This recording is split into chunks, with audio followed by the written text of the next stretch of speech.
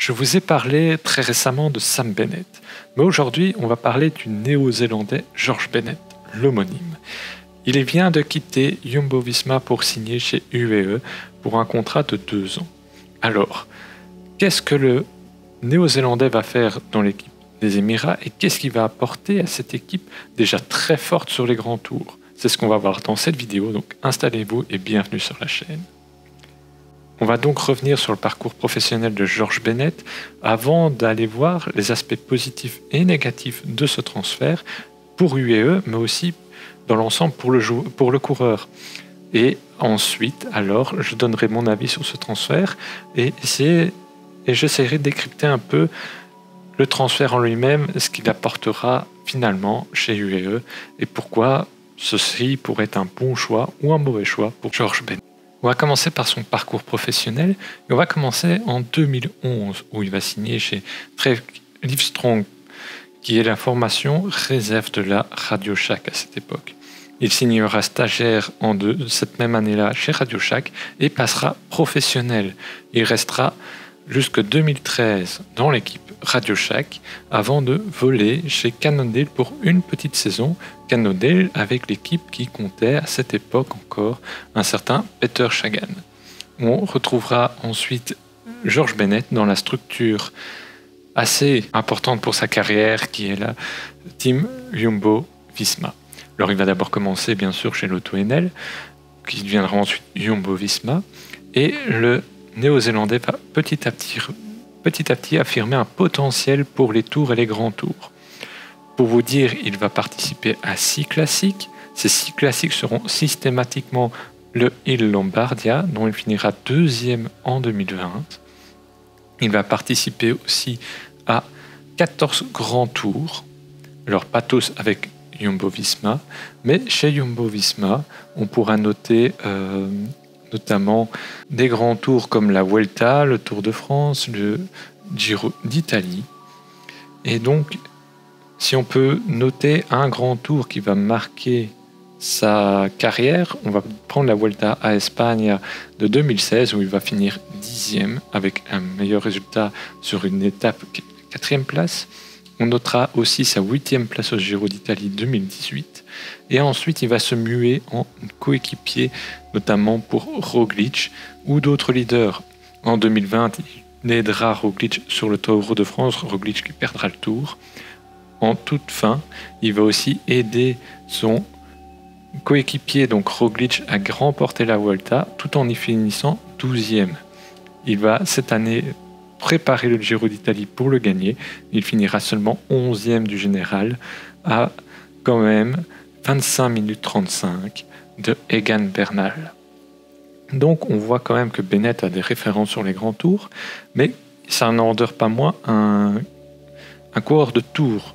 Et pour ça, on va un peu regarder ses victoires. Il va en gagner une à la Game Tour of California en 2017, tour qu'il remportera la même année.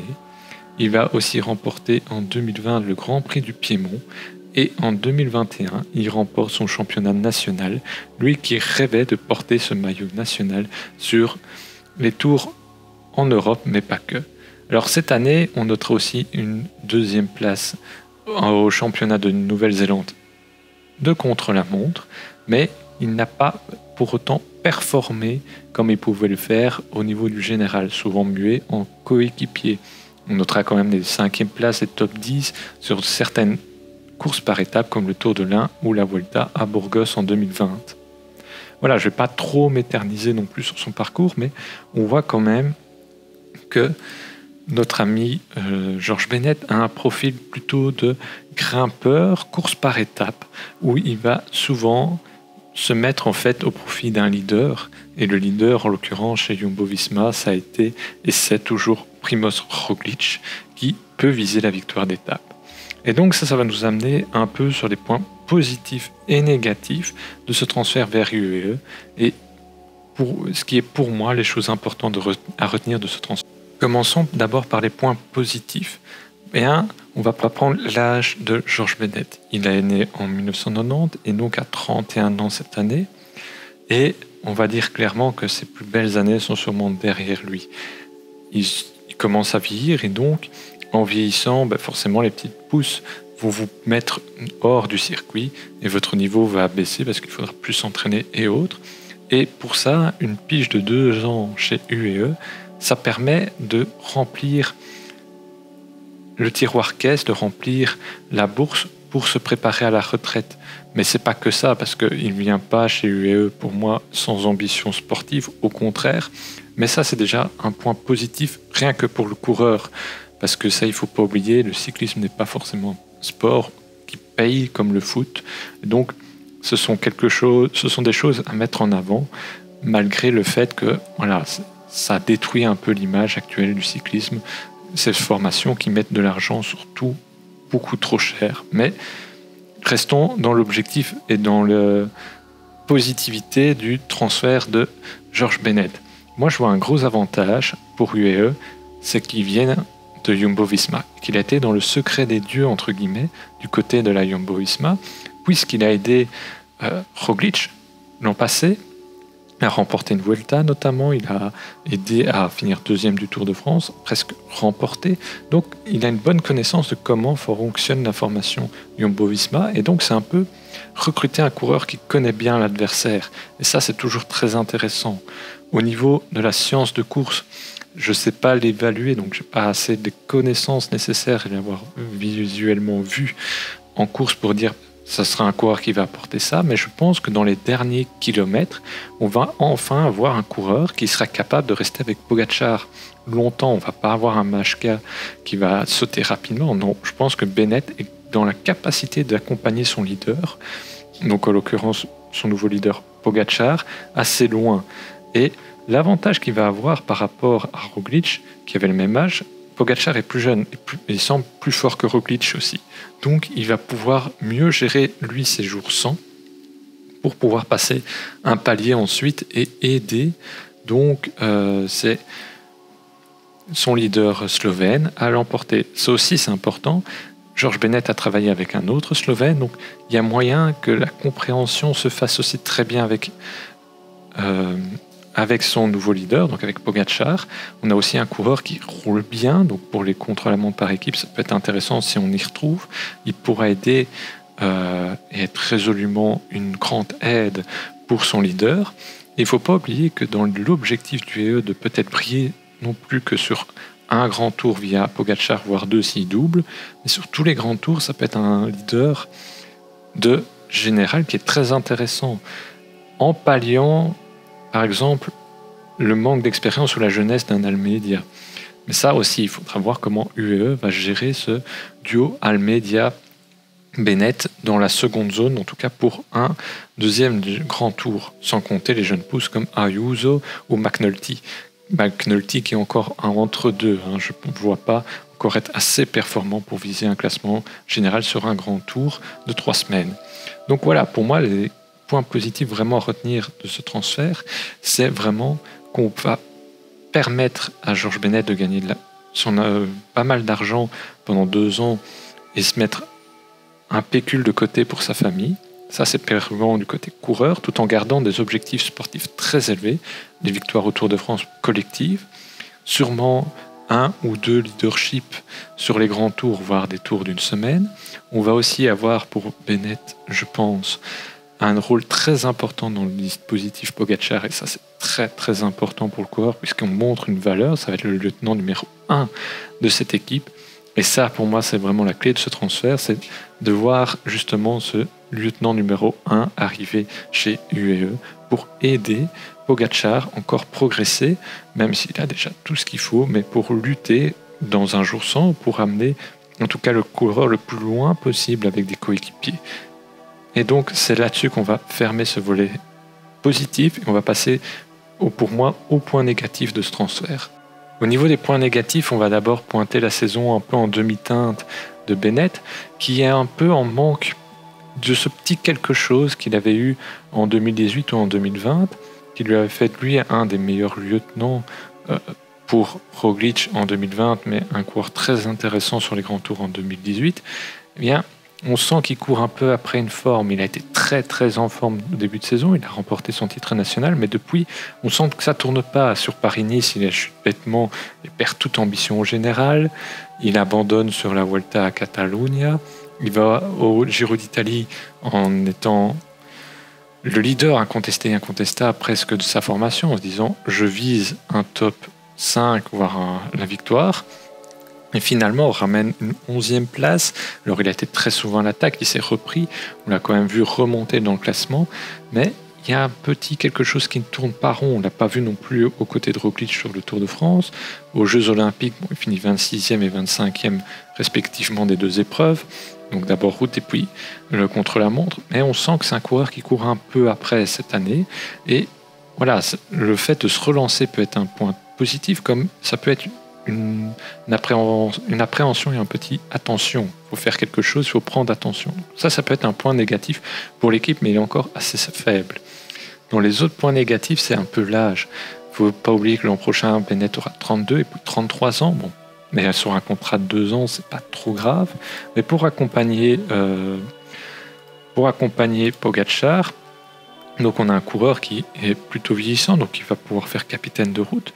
Mais encore une fois, est-ce qu'il va pouvoir rivaliser avec des adversaires plus jeunes, plus frais, ou qui donneront plus pour leur leader parce que ayant des meilleures qualités? Donc, pour moi, c'est un très bon lieutenant qui arrive, mais il faut encore bien le cerner, bien choisir sa place dans l'effectif et qui soit en bonne forme. Mais voilà, ça c'est un peu les points négatifs que je pointerai au niveau du cours même. Puis au niveau du transfert, c'est encore un grand nom qui signe chez UAE, donc ça veut dire encore pas mal d'argent sorti par la formation des Émirats Arabes Unis. Et donc on a pas mal d'argent qui commence à circuler dans le cyclisme avec des gros salaires. Et ça peut tuer aussi l'envie d'autres équipes de s'aligner sur ce genre de coureurs. Par exemple, on a pu voir des coups comme Cofidis qui s'alignait sur Viviani.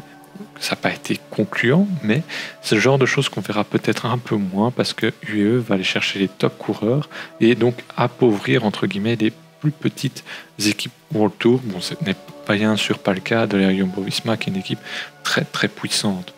Mais voilà, c'est un peu pour donner cette idée générale. Et ça, ce sont un peu les points négatifs que je pointerai sur ce transfert.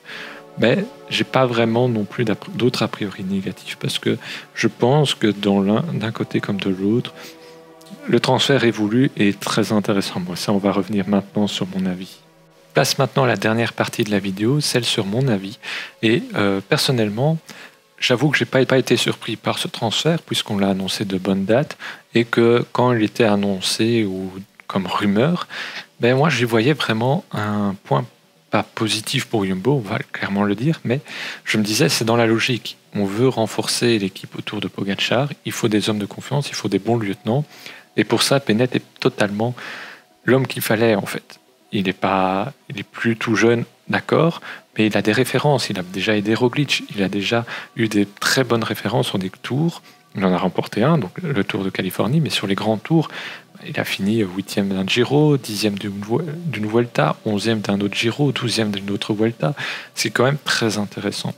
Et donc, globalement, je pense que pour UAE, c'est un très bon transfert. Bon, j'ai mis quelques points négatifs sur le salaire et tout, qu'on ne connaît pas, mais en général, on va quand même donner l'avis très positif parce que Bennett va s'intégrer dans le groupe Pogačar sûrement, il va pouvoir aussi aider des jeunes coureurs comme Almeida Ayuso à s'épanouir, à devenir un coureur de grand tour performant parce que Pogačar ne pourra pas être sur tous les fronts et il n'a qu'une vingtaine d'années aussi, donc il ne faut pas oublier ça. Almeida est plus âgé par exemple, Ayuso est plus jeune, mais quand même. Et donc ça, on va apporter de l'expérience tout en apportant quelqu'un de qualité qui va pouvoir aussi jouer sa carte. Imaginons on perd Pogačar sur chute au Tour de France, Bennett est là, il est encore bien positionné, on peut ramener un top 10. Et ça, ce sont des choses qu'il ne faut pas oublier, qui sont importantes. On l'a vu cette année avec Vingegaard sur le Tour de France, qui a répondu présent sur le Giro où Bennett est aligné et où il a fait une prestation en demi-teinte, va-t-on dire.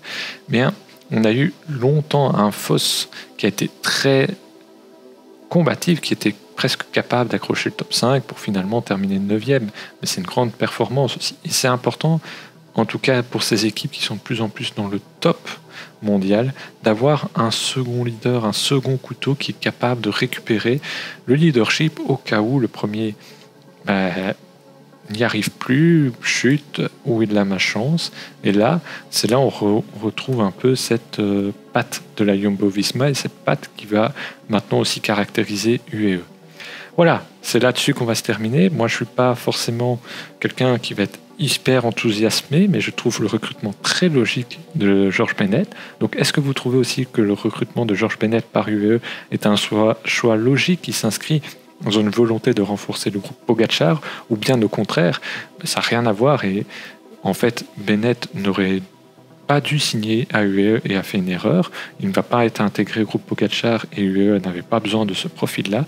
En tout cas, si vous pensez ça ou vous pensez comme moi, n'hésitez pas à le dire en commentaire et on se dit à très vite pour une prochaine vidéo sur la chaîne où on analysera un futur transfert ou un fait de course ou encore une course cycliste. À très bientôt.